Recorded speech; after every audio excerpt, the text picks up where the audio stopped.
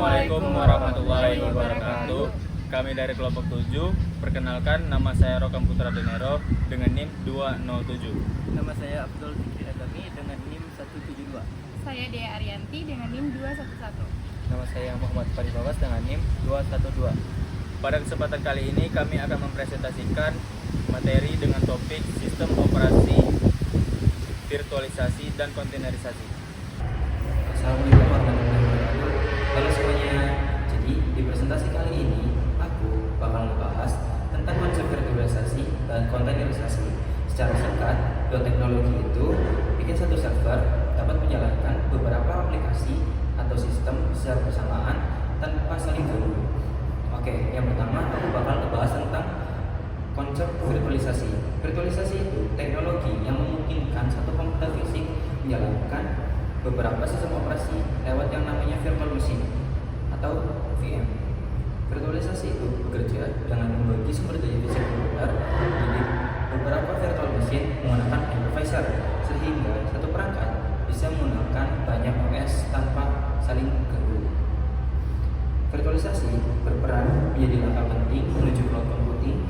Dengan virtualisasi kita dapat menjalankan ribuan server virtual di data center mereka. Nah, kalau kontainerisasi itu versi lebih ringan dan modern dibanding virtualisasi.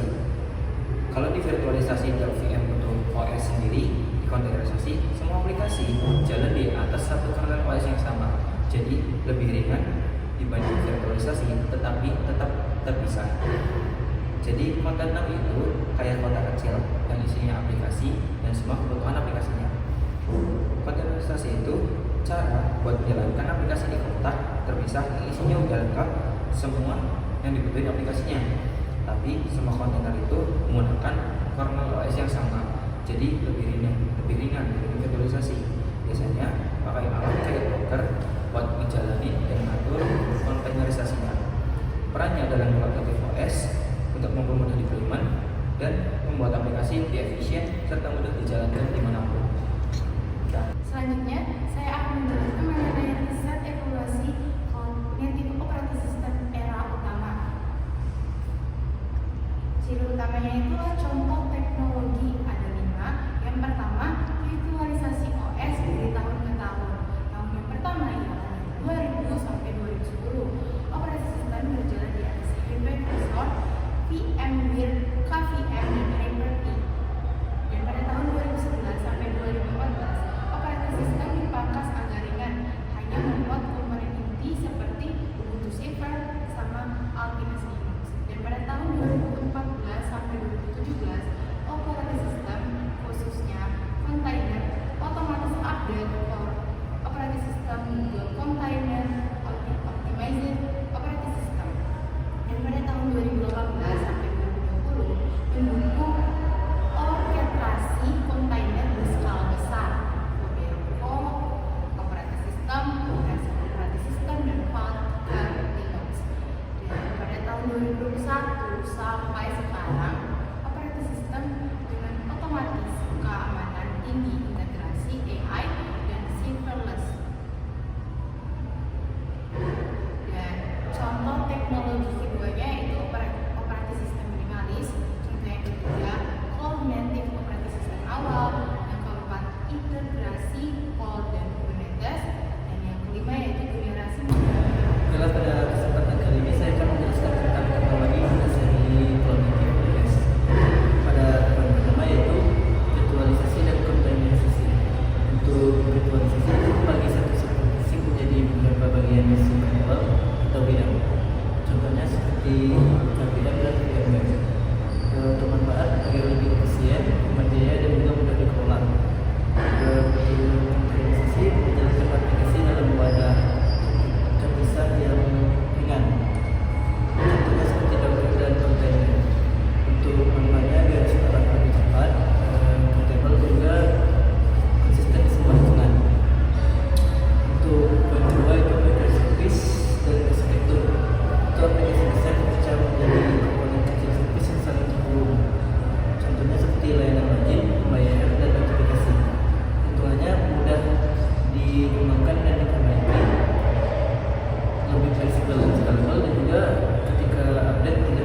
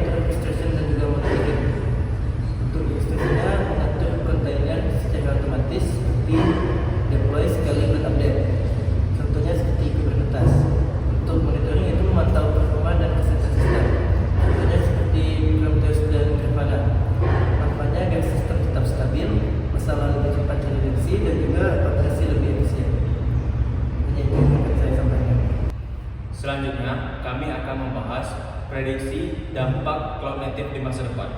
Teknologi ini akan mengubah cara kerja, sistem operasi, dan aplikasi secara besar-besaran.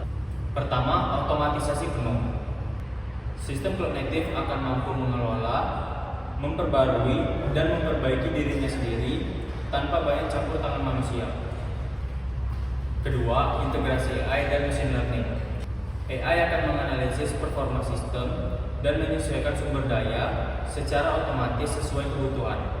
Ketiga, efisiensi dan skalabilitas. Aplikasi bisa berjalan lebih cepat, hemat sumber daya, dan mudah diperluas tanpa perlu perangkat keras baru.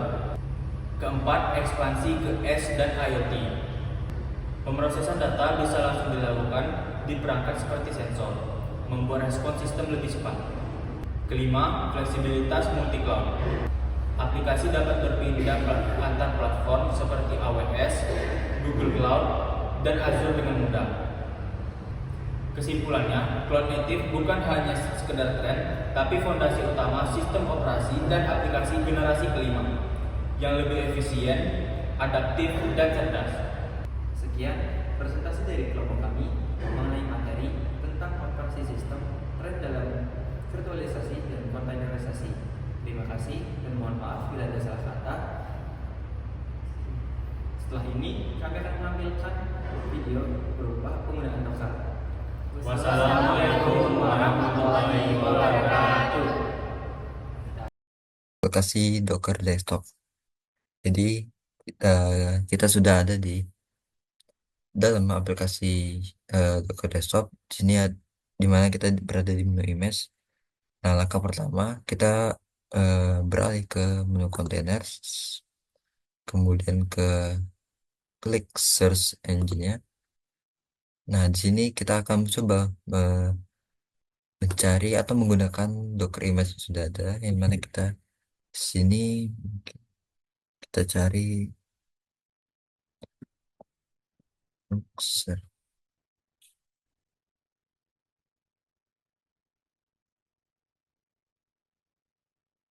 Oke, di sini kita akan menggunakan Linux server. Kemudian kita ketikkan full.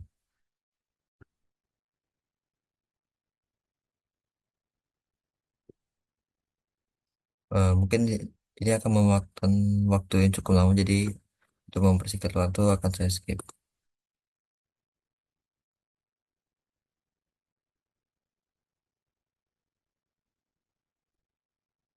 Oke, jadi proses pullnya sudah selesai. Jadi kita akan coba tutup dan kita masuk ke menu image.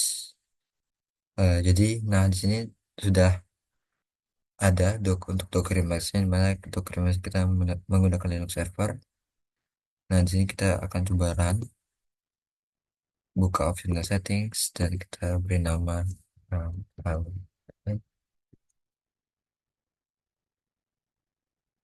Linux. Dan kita run. Nah, di sini sudah terdapat logs-nya, dan kita masuk ke image. Yang pertama, coba ke kontainer. Nah, sini sudah terdapat kontainernya, di mana kontainernya bernama Linux sesuai yang kita beri nama tadi. Kemudian untuk statusnya running.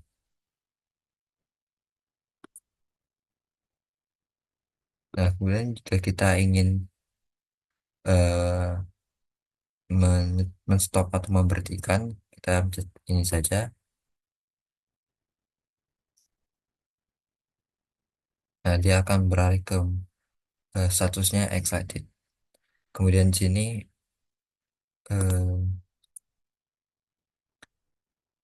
jika ingin menghapusnya, maka kita langsung menuju ke delete saja, delete forever.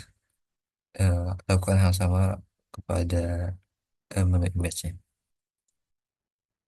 Nah, sudah. Mungkin itu saja yang dapat saya demonstrasikan. Kurang lebih yang mohon maaf.